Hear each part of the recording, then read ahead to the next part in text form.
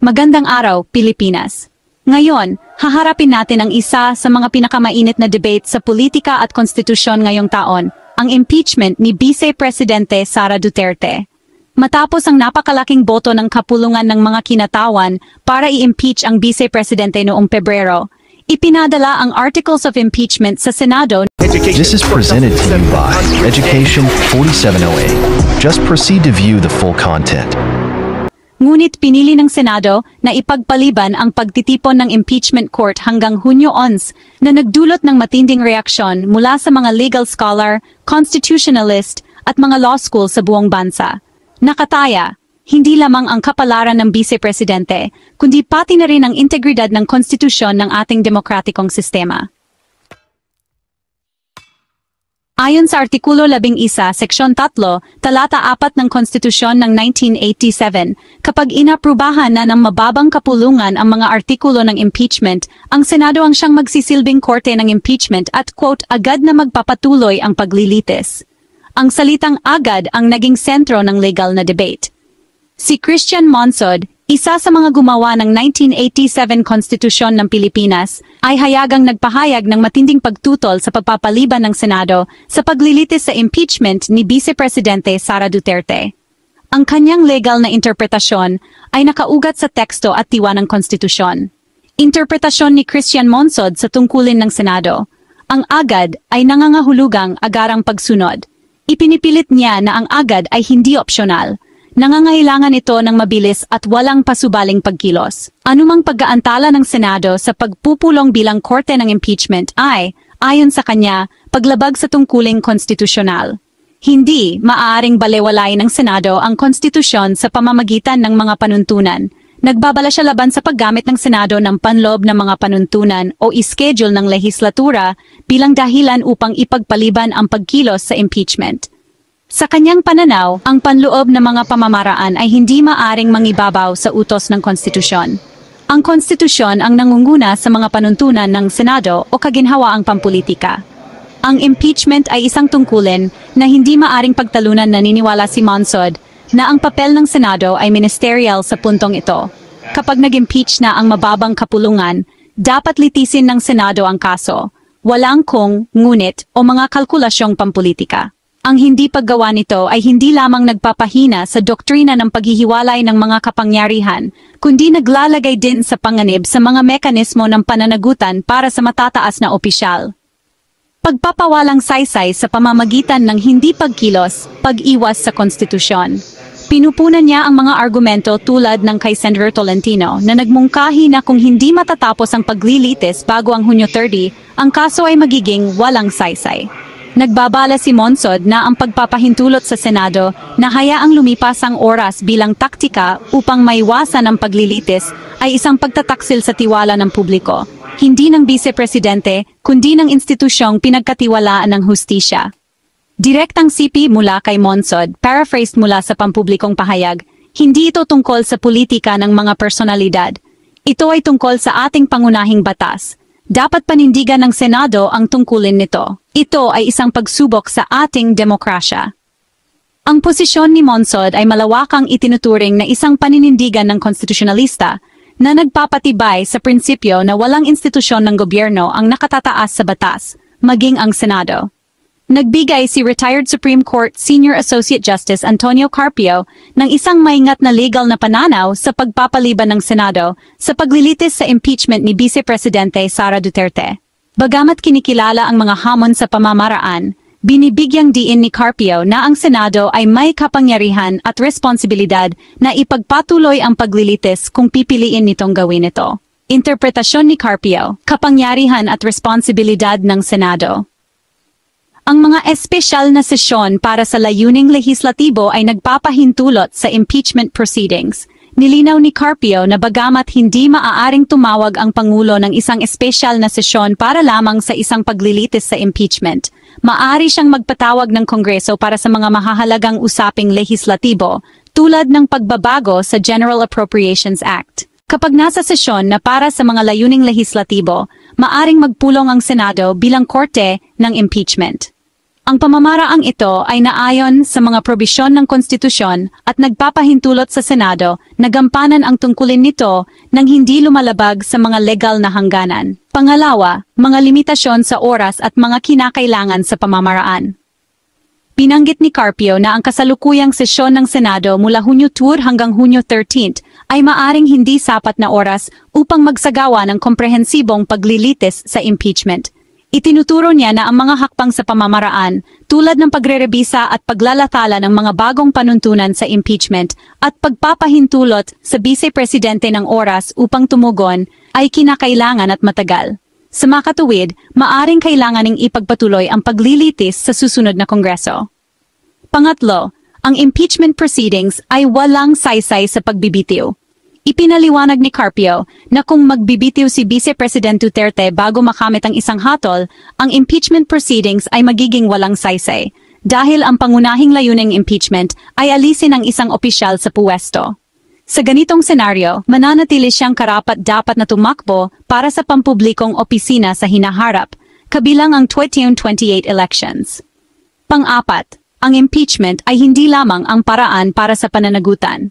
Binibigyang diin ni Carpio na ang impeachment ay hindi lamang ang mekanismo upang panagutin ang mga pampublikong opisyal. Iminumungkahi niya na ang mga kasong kriminal ay maaring isampa ng hiwalay sa impeachment proceedings. Kung mapatunayang nagkasala sa isang korte kriminal, ang isang opisyal ay maaring pagbawalan na humawak ng pampublikong opisina na nagbibigay ng alternatibong landas sa pananagutan. Buod ng posisyon ni Carpio, isinusulong ni Justice Carpio ang pagsunod sa mga proseso ng konstitusyon habang kinikilala ang mga praktikal na limitasyon. Binibigyang diin niya na ang Senado ay may kakayahang ipagpatuloy ang paglilitis sa impeachment kung ipapakita nito ang kagustuhang gawin ito. Gayunpaman, kinikilala rin niya na ang mga kinakailangan sa pamamaraan at mga limitasyon sa oras ay maaring mga ilailangan ng pagpapaliban ng paglilitis sa susunod na Kongreso.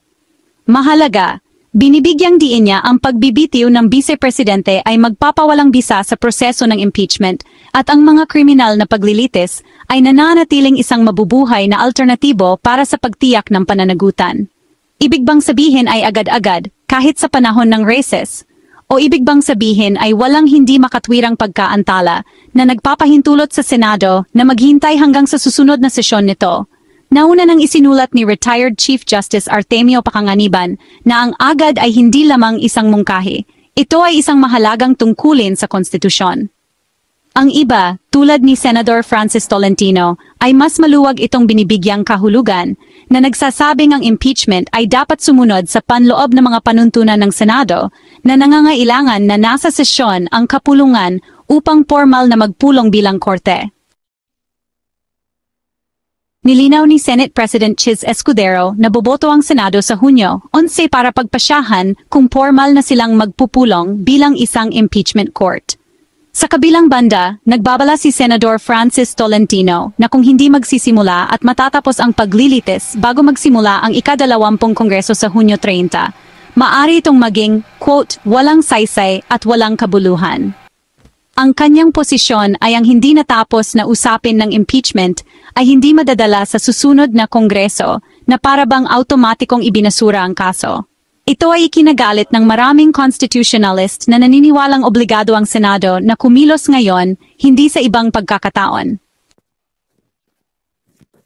Kabilang sa mga pinakamalakas na bumabatikos sa hindi pagkilos ng Senado ang mga nangungunang law school sa Pilipinas. Isang pinagsamang pahayag na pinamagatang panawagan para sa pagsunod sa prosesong konstitusyonal ang inilabas ng mga guro at alumni ng University of the Philippines College of Law, De La Salle University College of Law, Lyceum of the Philippines University Law, Adamson University College of Law. Ang iba naman ay nagpahayag ng informal na suporta o legal na komentaryo bilang pakikiisa. Kapansin-pansin na wala sa mga formal na pahayag ang mga eskwelahan tulad ng San Beda University College of Law na, alam mo, kilala sa paglikha ng maraming maimpluwensyang miyembro ng hudikatura at sangay ng ehekutibo. Gayunpaman, ang mga profesional sa batas na naugnay sa San Beda ay informal na nagsalita sa iba't ibang forum na humihimok ng pagpipigil at tamang proseso. Samantala, ang University of Santo Tomas Faculty of Civil Law, Bagaman hindi ito gumawa ng opisyal na paninindigan, ay may ilang alumni na nagsisilbing taga-usig sa mga paglilitis sa impeachment na nagpapahiwatig ng aktibong pakikilahok sa pagtatanggol sa pananagutan sa konstitusyon. Si Vice President Duterte ay sinasampahan ng impeachment dahil sa mga dahilan tulad ng maling pamamahala ng budget. Partikular, ang di umano'y pagkontrol niya sa confidential at intelligence funds ng tanggapan ng Vice Presidente ng walang malinaw na pahintulot at mga akusasyon ng pagbabanta laban sa mga opisyal ng gobyerno. Nagkomento siya na ang impeachment ay politikal ang motibo at tinukoy niya ito bilang, well, isang pagpapako sa krus. Kasabay nito, ang mga grupo mula sa simbahang katolika, akademya at civil society ay nagsagawa ng mga rally at prayer vigil sa labas ng Senado na nanawagan sa kapulungan na alam mo sundin ang konstitusyon, hindi ang politika. Ang ika-20 Kongreso ay pasisinayaan sa Hulyo 1, 2025. Kung hindi masimulan ng Senado ang paglilitis bago ang petsang iyon, may kalituhan sa batas kung maaring ipagpatuloy o kailangan itong simulan muli.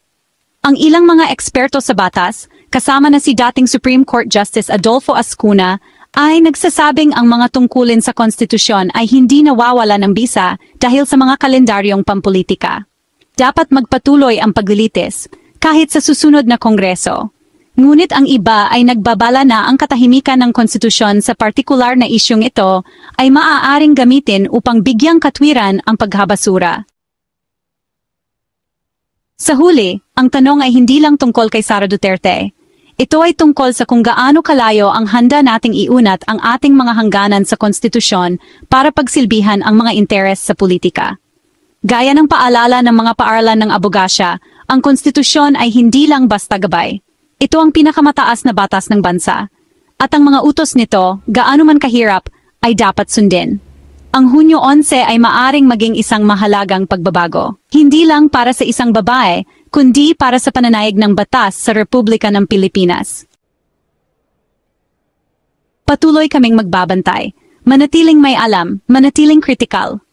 Disclaimer, ang video na ito ay para sa kaalaman at edukasyon lamang. Ang nilalaman ay batay sa impormasyong pampubliko, interpretasyon ng batas, at mga pahayag na naiulat hanggang sa petsa ng paggawa nito. Hindi ito kumakatawan sa opisyal na posisyon ng anumang institusyon, universidad, o ahensya ng gobyerno. Hinihikayat ang mga manood na beripikahin ang mga impormasyon at kumonsulta sa mga legal na eksperto para sa personal na interpretasyon. Ang lahat ng opinyon na ipinahayag ng mga analista o mga institusyong binanggit ay sarili nilang pananaw na magagamit ng publiko at hindi kinakailangang sumasalamin sa mga pananaw ng mga gumawa o ng channel.